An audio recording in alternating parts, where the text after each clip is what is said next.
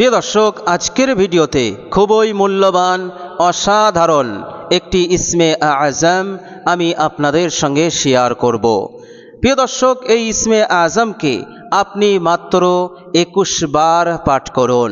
প্রিয় দর্শক, আমলটি যদি আপনি করতে পারেন, ইনশাআল্লাহ হঠাৎ আসা কঠিন বিপদ আপদ মুসিবত হতে আপনি রক্ষা পাবেন, আপনি নাজাত পেয়ে যাবেন। আল্লাহ সুবহানাহু ওয়া তাআলা নিজের ফজল এবং কারামে আপনাকে মুক্তি দিয়ে দেবেন। বলুন সুবহানাল্লাহ।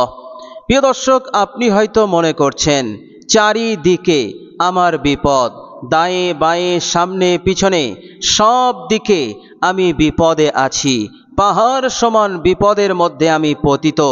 এত দ্রুত এই পাহাড় সমান বিপদ আমার জীবন হতে কি করে যাবে? আমি কি করে রক্ষা পাব? কি করে আমি নাজাত পাব?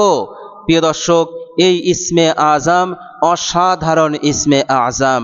এই ইসমে আজমের মধ্যে আল্লাহ পাক পাওয়ার রেখেছেন, শক্তি রেখেছেন, এত শক্তি এত পাওয়ার রেখেছেন, গোটা দুনিয়ার শক্তি একত্রিত করলেও এই ইসমে আজমের পাওয়ার এবং শক্তির সমান হবে না। বলুন সুবহানাল্লাহ। আর এই ইসমে আজম পাঠ করলে আল্লাহ পাকের মন গলে যায়। আল্লাহ রাব্বুল আলামিন সাথে সাথে মদদ পাঠিয়ে দেন, সাথে সাথে আল্লাহ পাক সাহায্য পাঠিয়ে দেন। বলুন সুবহানাল্লাহ। সুতরাং আপনার বিপদ যদি পাহাড় সমান কেন, আসমান সমানও হয়ে যায়, তবুও এই ইসমে আজম আপনাকে রক্ষা করেই ছাড়বে, আপনাকে নাজাত দিয়েই ছাড়বে। বলুন সুবহানাল্লাহ। সুতরাং আপনি এই ইসমে আজমের আমলটি করুন, আন্তরিকতার সহিত করুন, আল্লাহ পাকের উপরে আস্থা ভরসা রেখে এবং ইয়াকিনের সঙ্গে, বিশ্বাসের সঙ্গে আমলটি করুন। ইনশাআল্লাহ আল্লাহ পাক অবশ্যই আপনাকে মদত করবেন, অবশ্যই আপনি নাজাত পেয়ে যাবেন ইনশাআল্লাহ। প্রিয় দর্শক, এই অসাধারণ ইসমে আজমের উপরে আমল করেছিলেন এক বিখ্যাত সাহাবী হযরত যায়েদ বিন হারেসা রাদিয়াল্লাহু তাআলা আনহু। তিনি বলছেন যে আমি এক সময় কঠিন বিপদের সম্মুখীন হয়ে পড়েছিলাম, আর সেই কঠিন বিপদে এই ইসমে আজম পাঠ করে আমি আল্লাহ পাককে স্মরণ করেছিলাম, আর আল্লাহ পাক আমাকে মদত করেছিলেন, আমাকে সাহায্য করেছিলেন। ফলে আমি তখনই মুক্তি পেয়ে গিয়েছিলাম, আল্লাহ পাক আমাকে রক্ষা করেছিলেন। বলুন সুবহানাল্লাহ। হযরত যায়েদ বিন হারেসা রাদিয়াল্লাহু তাআলা আনহু তিনি বলছেন যে আমি এক সময় তায়েফের বাজারে গিয়েছিলাম, সেখানে আমার যা কাজ ছিল সেগুলো সম্পন্ন করলাম। এরপর বাড়ি ফেরার জন্য আমি একজনের কাছ হতে একটি খচ্চর ভাড়া নিলাম। প্রিয় দর্শক, সেই সময় যানবাহন হিসেবে গাধা, খচ্চর, উট ব্যবহার হতো। এগুলোর উপরে সাওয়ার হয়ে মানুষ এক জায়গা হতে আরেক জায়গায় সফর করত। তো হযরত যায়েদ বিন হারেসা রাদিয়াল্লাহু তাআলা আনহু তিনি অনেক মাল সামান কিনেছিলেন। সুতরাং তিনাকে বাড়ি ফিরতে হবে মাল সামান নিয়ে, সেই জন্য তিনি একটি খচ্চর ভাড়া নিয়েছিলেন। তিনি যখন খচ্চর ভাড়া নেন, তখন খচ্চরের মালিক বলল, ভাই, আমি আপনাকে খচ্চর ভাড়া দিতে পারি, তবে আমি আপনাকে নিয়ে যাব আমার পরিচিত রাস্তা দিয়ে। আমি আমার পরিচিত রাস্তা দিয়ে নিয়ে যাব এবং আপনাকে আমি আপনার গন্তব্যে পৌঁছে দেব। হযরত যায়েদ বিন হারেসা রাদিয়াল্লাহু তাআলা আনহু তিনি দেখলেন আমার বাড়ি যাওয়া নিয়ে কথা, সুতরাং যদি সে মনে করে সে তার পরিচিত রাস্তা দিয়ে খুব সহজেই শর্টকাট আমার বাড়ি পৌঁছে দেবে, তাহলে তো খুবই ভালো হয়। হযরত যায়েদ বিন হারেসা রাদিয়াল্লাহু তাআলা আনহু তিনি বলছেন যে আমি রাজি হয়ে গেলাম এবং খচ্চরের উপরে সাওয়ার হলাম এবং আমি রওনা দিলাম।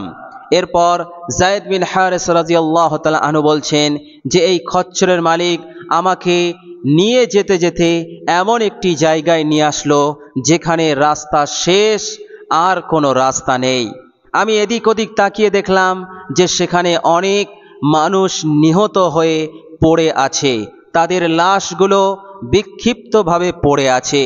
আমি তখন জিজ্ঞাসা করলাম, ভাই তুমি আমাকে কোথায় নিয়ে এসেছো? এখানে তো রাস্তা শেষ, আর এই জায়গাটা তো বিরান জায়গা।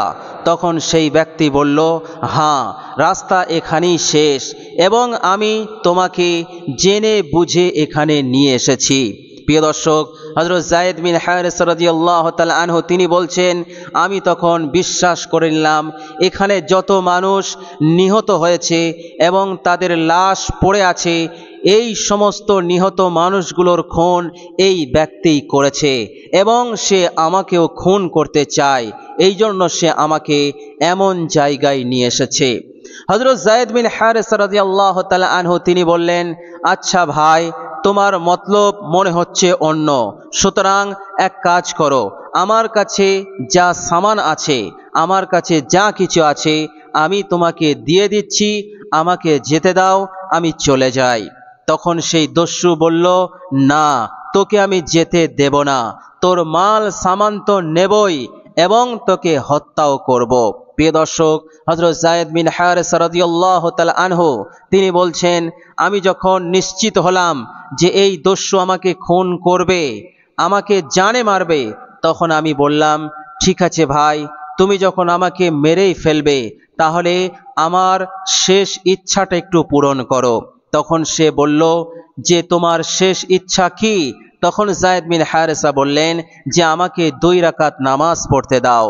তখন এই দস্যু অট্টহাসি হাসলো আর বলল, যারা নিহত হয়েছে, যারা আমার হাতে খুন হয়েছে, এরাও নামাজ পড়েছিল, কিন্তু এদের নামাজ কোনো উপকারে আসেনি, সুতরাং তোরও কোনো উপকারে আসবে না, যা 2 রাকাত নামাজ তাড়াতাড়ি পড়ে নে। এইভাবে করে হযরত যায়েদ বিন হারিস রাদিয়াল্লাহু তাআলা আনহু বলছেন যে আমি 2 রাকাত নামাজ আদায় করলাম। এরপর আমি যখন নামাজের সালাম ফিরে বসে রইলাম, তখন এই দস্যু নাঙ্গা তলোয়ার বার করে আমার দিকে আসতে লাগলো, আমাকে খুন করার জন্য, আমাকে হত্যা করার জন্য। যখন সে আমার দিকে আসছিল, আমি তখন আল্লাহ রাব্বুল আলামিনকে ডাকলাম, ইয়া আরহামার রাহিমিন, ইয়া আরহামার রাহিমিন বলে আমি আল্লাহ পাককে ডাকলাম। সঙ্গে সঙ্গে একটি আওয়াজ আসলো, কে যেন বলছে, লা তাকতুল, অর্থাৎ ওকে হত্যা করিস না। আওয়াজ কোথা থেকে আসলো কিছুই বুঝতে পারলাম না। এই দস্যু চিন্তা করছে এই আওয়াজ কোথা থেকে আসলো, জায়গাটা বিরান জায়গা, এখানে তো কোনো মানুষ নেই। দস্যু তখন এদিক ওদিক খুঁজতে লাগলো, কে এমন কথা বলল, কে এমন ডাক দিল।